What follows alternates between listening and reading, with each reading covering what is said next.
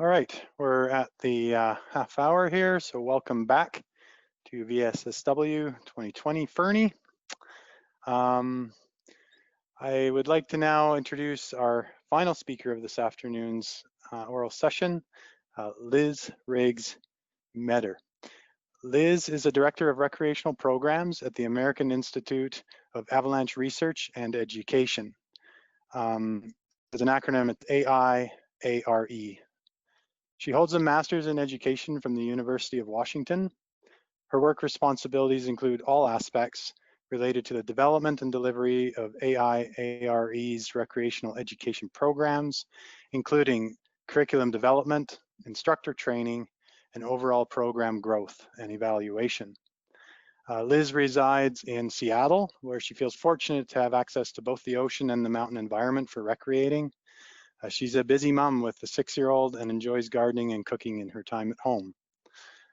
In another life, Liz worked as a design engineer for large commercial aircraft and brings lessons from this approach to her solving problems in her current career.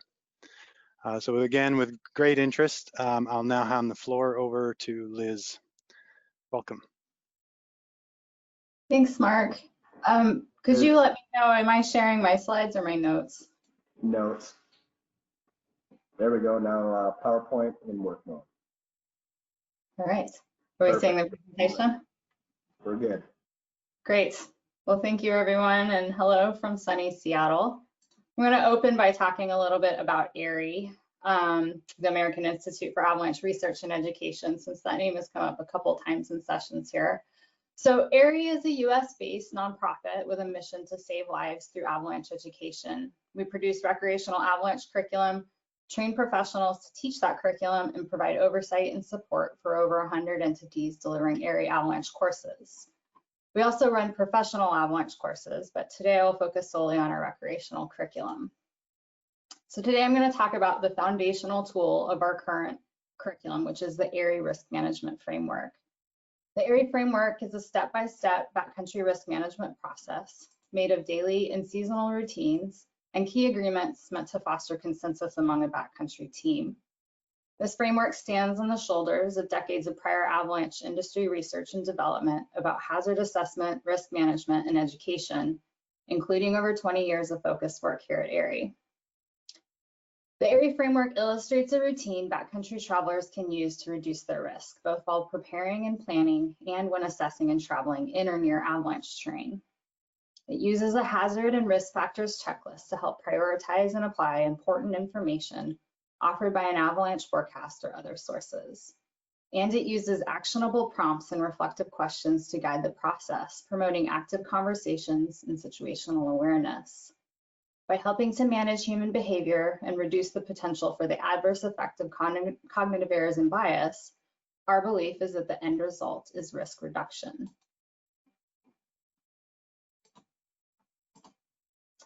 For this talk, I would like to start by describing the drivers of our current iteration and in effect define our design problem. I will then highlight key components of the process we built and detail one of these components as an example to illustrate the layered nature of this process. Finally, I'll end by discussing areas we're still refining and propose ideas for further exploration.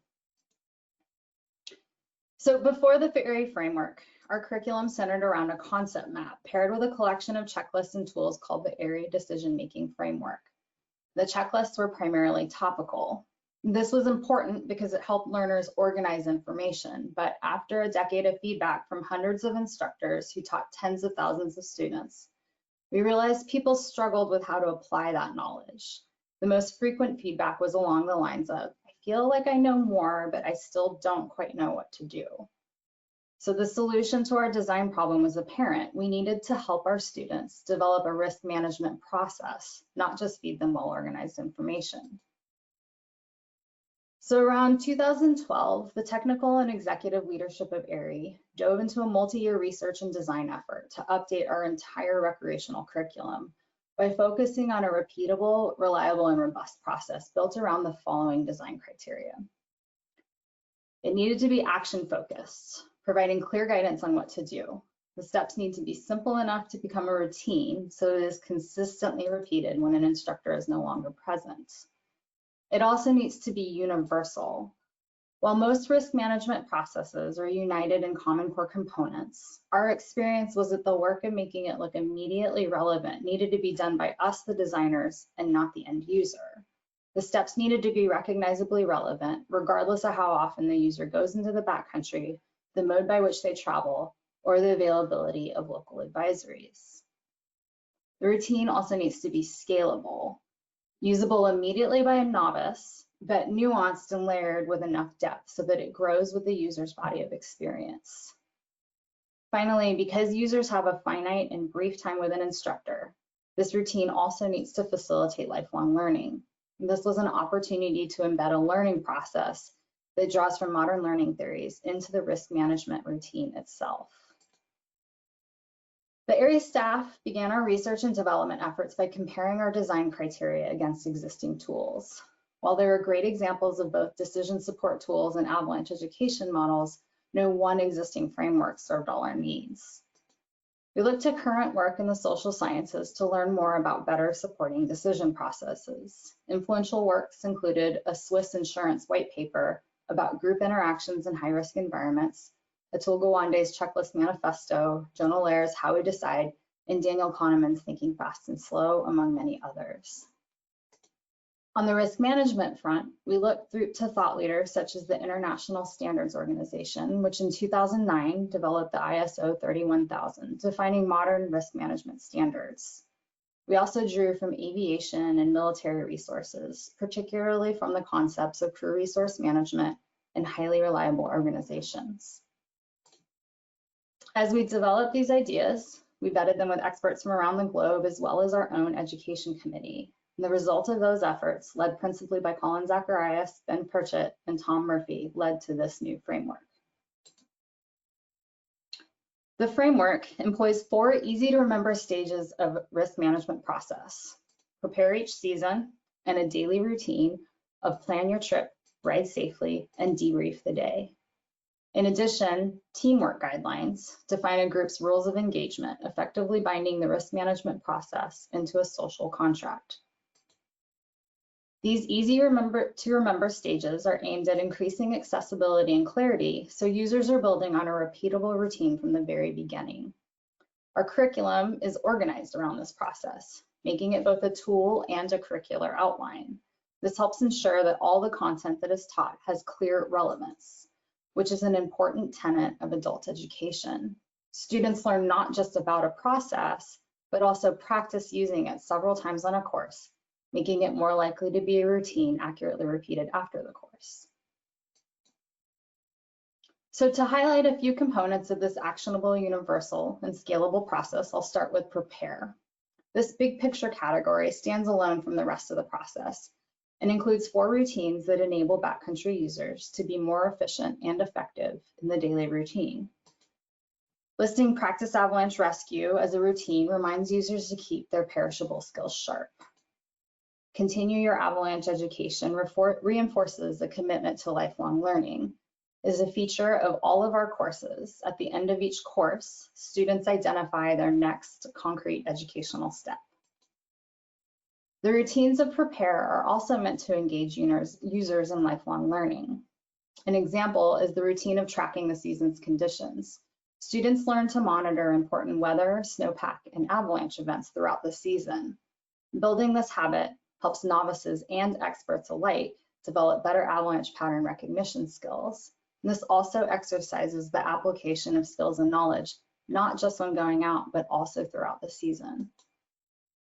With the routine of investigating trip options, students are identifying not only places they want to go, but more importantly, categorizing those places by appropriateness for various partners and conditions.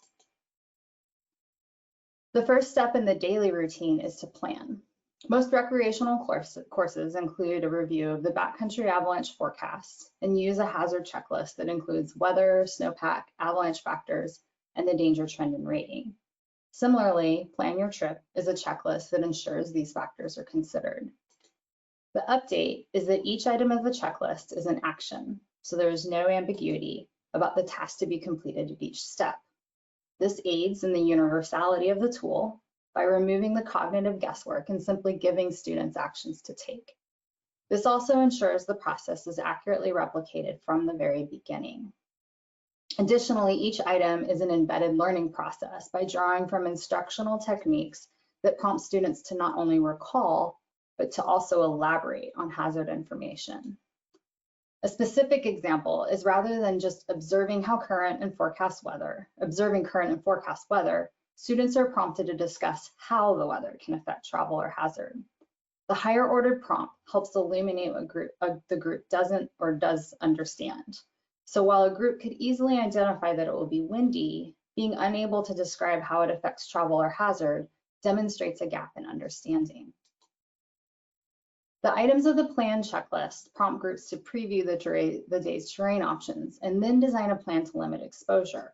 So rather than simply naming route options the group believes achieves this goal, the prompts encourage an additional review by applying the current avalanche problem to their proposed options. This is to identify, prior to departure, where the group could be exposed and to specifically name the terrain they plan to avoid. For the next step in the daily routine, we redesigned our field checklist into a cyclic process designed to be used at key junctures rather than a series of prompts to be considered throughout the day.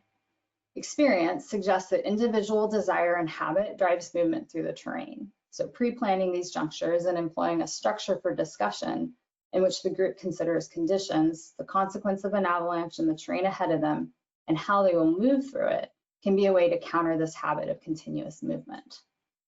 The premise is that a group check-in and reevaluation that is repeatable and easy to remember, employed at critical junctures, can make a difference. As with the other components of the framework, each step here is an action to complete rather than general prompts to consider throughout the day. The debrief is a rich opportunity to turn an end-of-the-day review into a learning experience, even if everything went according to plan. It engages in a metacognitive procedure that helps illuminate to students what they understand and don't understand. Reflection on this gap can help serve as a counter to the wicked learning environment of the backcountry, where something going right or wrong isn't neatly linked to the actions of the day. We find students in an instructional setting are always keen to debrief and improve, and our desire is to provide them with concrete steps to meaningfully engage in this process in a way they can continue after the course. The first step is to summarize conditions as a group. And from our experience in operations, we know that we interpret what we see differently. We need a check and balance step to ensure both perception and understanding is occurring. Otherwise, we repeat our errors. The second step is to review decisions. This crucial step translates the events of the day into a building block of lifelong learning. The group compares what they expected to happen to what they observed happen, be that with conditions, the group and decisions they made, or the terrain encountered. But more importantly than the compare and contrast is to try to identify why the group was correct or incorrect in their expectations. And this is the key in countering a reliance on mistakes or errors to provide the only opportunity for learning. So using this information, the group can then identify how to improve the actions to be taken next time. The 4 agreements of teamwork are guidelines to the daily process of plan, ride safely, and debrief, which become essential rules of engagement for group decision-making. These rules of engagement are one crucial element that distinguish the area framework from a simple hazard factors checklist. The social contract makes it clear. If folks can't adhere to them, they should not go out as a group. Our experience, even on courses, is that too often groups rely on the person they perceive to have the most experience. The 4 prompts are based on operational protocols and specifically phrased to promote drawing from a diversity of experience by encouraging expression of individual opinions, working together, and requiring consensus. These guidelines bind the risk management process into a social contract that respects a veto, and this veto acts as a fail-safe. Like a nested Russian doll, the framework reveals layers of detail designed to grow from a basic bullet list to support novice learning through regular usage by advanced backcountry travelers. The first tier is an actionable checklist with easy to interpret graphic icons that illustrate the repeating nature of the routine. The ARI Field Book, a weatherproof guide meant to be carried daily in the field, provides supporting actionable prompts to guide the learner through each step. Let's take a look at the ride safely element as an example. The graphics can be used as a quick reminder of the steps, like a sticker on something you can see all the time. The next layer inside the field book provides the specific criteria, sometimes called red flags, that should prompt an alert to the group about critical observations. As a more detailed repository of information, students can use the Avalanche and observation reference, also a part of the field book, to support the application of the right observations for a given avalanche problem. A final layer is the curriculum that is organized around this risk management process. Additional depth is supported through instruction on 2 levels of courses, plus course support resources that include a reference manual and website that can be used before, during, and after a course. The seasonal routines combined with the 3 daily checklists of the ARI framework encourage improved individual and group decision-making. It is designed to maintain awareness of hazards throughout the day, promote risk reduction strategies, and illustrate communication challenges. Our theory of change is that when backcountry users employ the ARI framework, the group makes better decisions. With this iteration of our curriculum, we sought to create an actionable risk management process that is simple enough to become an easy to repeat routine, but it was also layered enough to scale with increasing experience. The actionable prompts define a clear step-by-step process and prompt discussion and reflection, no matter the mode of travel or resources and information available. The prompts also promote elaboration and analysis, intended to support turning each backcountry outing into a learning experience.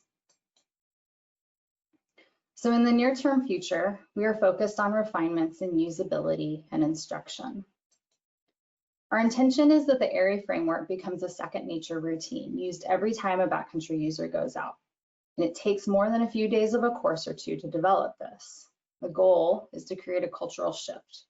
We have opportunities to survey large sample sets each year to understand what aspects of the process help or hinder this goal. We currently support the use of the framework with a weatherproof field book called the Backcountry Decision Making Guide, which contains references for the process in addition to template pages to be used daily in the backcountry. Our field book is supported by a reference manual and a website. There are significant opportunities to collect data and iterate on designing the best support tools to convert this process into a daily backcountry habit. High quality instruction comes from instructors that know how to connect to and craft an educational experience for a specific audience. As an industry, I think we're only on the cusp of creating a curriculum that is inclusive of everyone who is in or interested in going into the backcountry. We continue to focus on how we better understand and connect to our audiences in order to be more effective as instructors. And we are able to translate this understanding through our instructor development program. Other challenges include those that stem out of trying to go against popular culture and norms. And this includes selling the reality that conservative terrain choice is sometimes the only answer. I think we have a lot we can learn and incorporate from successful public health initiatives. I'm sure our current global pandemic will provide many more opportunities from which to learn. The ARI framework is the result of an evolution of a risk management process into an actionable risk management and learning process that is both universal and scalable to experience. It is a process of daily and seasonal routines guided by tenets for achieving consensus. We will continue to evolve the framework and improve our educational techniques and support tools. I present our risk management process here to invite input from the global Avalanche education community and spur further conversation about incorporating operational risk management processes, modern learning theories, and instructional practices into Avalanche education. We look forward to continued collaboration across countries and industries to improve how recreational travelers are able to manage their risk in a winter backcountry environment. I would like to end by recognizing all the individuals that have contributed to developing this risk management process over the past 7 years. And I would especially like to acknowledge Colin Zacharias, Ben Pritchett, and Margaret Wheeler for their invaluable help in preparing this talk. Thank you. Thank you, Liz. That was awesome. Once again, we will open up the floor to questions. So using your hand up function is the best way in. And again, you'll be lined up in queue, and I'll hand over to Brent. Do we have any questions? We currently have no questions from the floor. No questions from the floor. I guess one thing that kind of resonated with me after seeing your presentation here, in my career, I've certainly had opportunities to work in different frameworks that are designed to support decision making. And certainly the Avalanche environment has been noted as potentially a wicked environment where if something goes wrong, it can go horribly wrong. Another industry or another context, I suppose, I've seen with a similar volatility was like heavy industry where people are working on massive machines. And if something goes wrong, it's usually catastrophic. So it was very interesting to me to work in that environment where the structures that they gave us were almost rule-based in how to approach the problems. And a lot of that was based similarly to what you're showing, where there's lessons to be learned from experiences. So I guess it's more of a comment than a question, just to acknowledge that it's a very interesting framework to see, and a comment to our listeners. I certainly encourage everyone to examine the frameworks that you have in your workplaces that support your decisions. And if there's pieces missing or things to be learned from examples like this, I would certainly encourage everyone to take those. So thank you, Liz. Thanks, Mark. Sounds like we've got a couple of questions here from our chat. Monstis asks, what is the understanding and acceptance of using a field book for level 1 recreationists, as well as their use after the course? That's a really good question. That's definitely the next question we have. So there is been some work, that name is gonna leave me. Oh, Mikey Bell, I believe he was in Oregon, did some research on field book usage after the course, specifically the AIR field book. And then I know there's some more research out of Fort Lewis College in Colorado, just seeing what the usage is afterwards. So that's definitely kind of next on our radar, is understanding, do people use it? And then that helps inform what can we do. Maybe it's not a field book. I know women will empathize with this, but those books don't fit in any pockets that are put on a jacket or pants made for women. So I would much prefer if that were in a phone or maybe in a smaller field book. So I think there's opportunities to understand physically what that thing is, that in order for people to use that as a prompt. And then there's also another question around understanding recording of information before, during, and after, and how that supports the use of this process. So we're excited to have a process to put forward, and I think there's lots of opportunities to understand both its efficacy as a process and what we can do from a tools and instruction standpoint to support the use of that process. Thank you. Another question in the chat box, Melis says, do you encourage and mentor Recreational 1 students in submitting their observations to forecast centers? We do, and hi Melis. That's actually in the current iteration of the field book. In the debrief part, one of the last prompts just becomes submit observations. And so from a curricular standpoint, we are trying to reinforce that sharing of information. So borrowing from that operational piece of sharing that information with others, sharing that information with forecast centers. And so, for example, I'm here in the in the Northwest. And so we have a close relationship with the Northwest Avalanche Center, and we work with their forecasters to help develop language around coaching Northwest users on submitting observations. And similarly, we are trying to work with other avalanche centers throughout the West to, like, how do you interact with that website and make observations that are most useful. So we're trying to create that cultural shift as well as of information sharing from recreational users. Thank you. Yeah, definitely growing a culture. One last comment here from Nigel encourages our viewership here to read Snow Sense. Sounds like it's a good resource for us. And I'm going to go down a bit more here to one more. Okay. From Jess, says, great model for learning. Thank you for the presentation. Building on the question from the field book, does AI ARE have anything on the radar for creating an app instead of a field book? This question is sparked from being able to track the season's conditions and perhaps being able to make a model from the app based on the recorder's observations.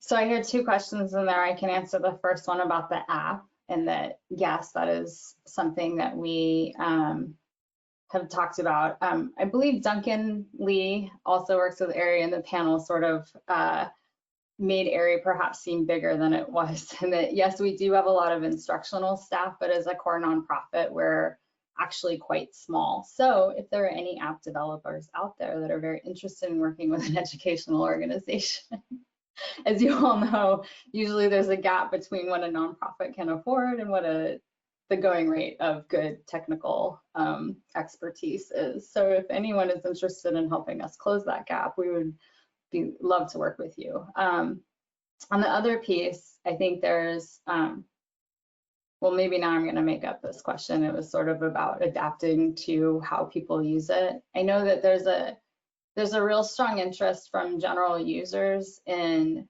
using that app to share data. And that's for database reasons, I don't fully understand, like, a bigger technical lift. And our interest with the app has been primarily with just providing people an easy to use prompt. So that might be going to analog and just making lots of stickers that people put on everything. But we really want to make that content there that's available. And I think once we have that in place, that can help us understand or build things that enable sharing of information or even tracking of information. Again, if there's someone that works for Strava or any of those tracking companies, it could be interesting, but I know that our primary focus right now is on supporting people making that a routine. So it's actually a much simpler lift than the crowdsourcing of, like, huge data sets. I hope that answered the question. I think I dodged it pretty well. No, I think so. That hopefully helps to form positive culture and keeps people safe. So thank you very much. So that's it. I'm going to take a moment to just close our afternoon session. I would like to say a big thank you again to our sponsor this afternoon of Tech Resources Limited, and also a huge thank you to all of our speakers for their time and dedication to bringing us excellent presentations for this afternoon. In the interest of the cycle of learning, I definitely encourage everyone to reflect on your own operations and see how your designs of how things are set up, how that affects and supports your abilities to meet all of your objectives and do your work as safely and high of performance as possible. With that, I will pass over to James Floyer, and he will take us into the last part of today. Thanks, everyone. Thanks so much, Mark, and a great many thanks to all the speakers from this last session. We've been trying hard to start and finish sessions on time to facilitate people joining for specific sessions. It seems as though for the most part, we're doing fairly well, and I really appreciate the attention to the detail from the moderators and from the speakers themselves. Do feel free to let us know if there's anything we're missing. The comments field, the comments box will be open for a little bit longer. You can also get in touch with us through some of the VSSW emails. You should find that information on the VSSW 2020 website. Now, don't go away. Up next, we have the poster session, and to explain how to get the most out of the posters and how the interactive sessions with the poster authors is going to work, we've got our posters chair, Simon Horton. Simon, over to you. Thank you, James.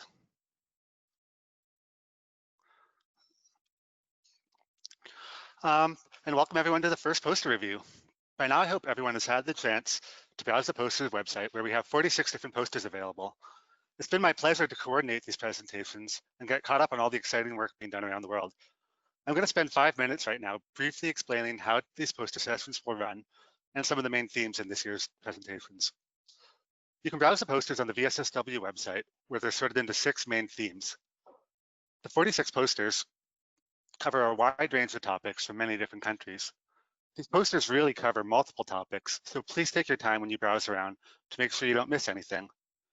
You can start browsing by clicking on one of the themes. This brings you to a list of posters, and you can click a poster title to open that poster's page, which looks something like this. To view the actual poster, you click the red button to open it in your browser. Most presenters have also set up virtual meetings where you can ask some questions or join a discussion. These meetings are not hosted on our site, but on external platforms chosen by the presenter. Presenters have set up meetings on Zoom, Microsoft Teams, Google Meet, and a few other platforms. Hopefully you're familiar with most of these platforms, but if not, you may need to follow a few basic steps to get it set up on your computer. You typically get instructions by following the links. Presenters have also indicated which of the sessions they'll be available for beneath the meeting button, along with any other details you might need to connect. Note many of the European presenters will only be available tomorrow morning. Overall, 23 presenters have indicated that they'll be available today, another 27 tomorrow, and a few have opted not to have virtual meetings. So over the next hour and a half, feel free to browse this website and hop in and out of different meetings. To help you get started, I'm going to quickly cover some of the topics covered in these posters. The Education and Human Behaviors theme has 10 posters. About half of them are on education, including new programs in Eastern Europe and Arizona, increasing the inclusion for sledders, and practical tools for assessing slope angles. The human behavior posters cover many interesting topics, such as heuristics, differences between how we perceive safety versus danger, confidence in our perceptions of risk, conceptual clarity, understanding danger across different spatial scales, and also an interesting discussion about the cultural histories of avalanches. The forecasting theme has 5 posters. Most of them are on computer-assisted forecasting methods, which seems to be a topic of growing interest. These posters approach this problem with a variety of different methods and types of data. The other posters in this theme focus on technologies to help forecasters interpret and visualize their data. We have 5 posters on instrumentation. A few of them are on avalanche detection with satellites, which also seems to be an exciting new development in recent years, as well as a poster on remote avalanche detection in Russia. There's also a poster on glide slab detection with time-lapse photography and albedo measurements with drones. The rescue and case studies theme has 7 posters. There's a few on structured approaches to avalanche rescue and medical treatment, and then several posters investigating accident statistics, including studies from New Zealand, the Alps, the Pyrenees, and roof avalanches in the US. Snowpack properties is the biggest theme with 13 posters. There's a few posters on fracture mechanics from both a theoretical perspective and studies on snowpack tests. A few posters on snowpack properties such as albedo, elasticity, microstructure, and the optical impacts of dust. A few posters talking about spatial variability at basin scale, one on the impacts of climate change in Svalbard, and 2 posters on approaches to evaluating snowpack models. Finally, the terrain dynamics and engineering theme has 6 posters. There's 2 on dynamic avalanche models. 2 posters investigating large avalanches in Spain and Italy, an international effort to automate terrain exposure maps, and an app to visualize terrain. I'd like to thank all the presenters for sharing their work today and encourage everyone to participate in the virtual discussions. We're excited to see how this new format of poster session goes, so feel free to send me comments or questions at posters@issw2020.com. With that, this is the final GoToLive webinar presentation of the day. I want to thank everyone for joining us today. We'll be back tomorrow at 6:15 a.m. Mountain Time for the next poster session, and then another round of oral presentations at 8 a.m. Thank you very much.